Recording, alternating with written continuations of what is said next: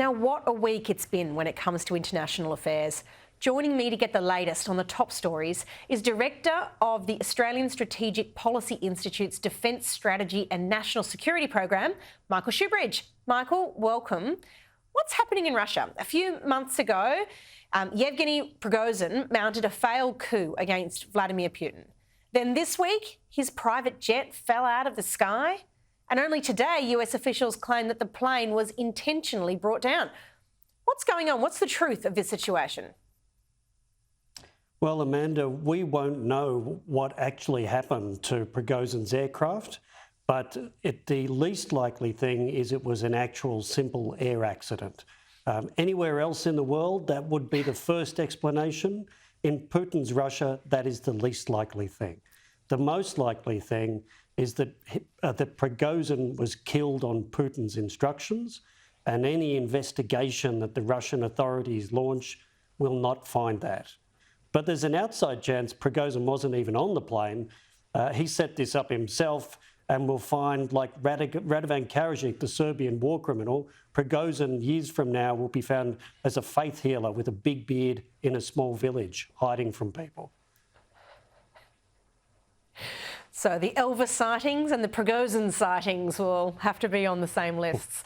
Now, there's been a big meeting in Johannesburg this week between the BRICS nations, an alliance made up of Brazil, Russia, India, China and South Africa. Now Saudi Arabia, Argentina, Egypt, Ethiopia, Iran and the UAE are becoming members of that group. This is a really big development, Michael. What does this mean for Western dominance? Well, I think the intention, certainly the Chinese and Russian intention, is to have as a counterweight to the advanced economy group, the G7, which is all the powerful developed economies on the planet. I think 5 years ago, this would have been a bigger, more disturbing development. But now China's economy is weakening. China has become much more controlling and wants to dominate this group. And it's very hard for countries to cooperate with Putin's Russia in the middle of the war. And India looks increasingly uncomfortable in the group. So we shouldn't discount the development, but we shouldn't see it as some kind of cohesive, cooperative outfit like the G7. There might be an opportunity for the strong relationship between Australia and India to be of some strategic use here. Before we go, the Albanese government seems to be between a rock and a hard place when it comes to China. It looks like they're trying to repair relationships with Beijing to try and get trade back to pre-COVID conditions. But now it's considering joining naval patrols in the South China Sea with the Philippines as a reflection of Australia's willingness to enforce and be a part of the freedom of navigation that needs to be observed in the seas.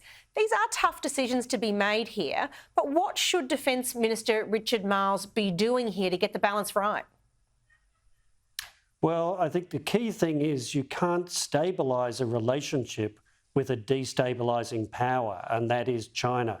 So our government really needs to back the Philippines and work with the US and Japan and other partners because they have rightful claims to these maritime territories and Beijing doesn't. So it's the right thing to cooperate with and support the Philippines. I think that's right, and you can't really negotiate with bullies. It doesn't work.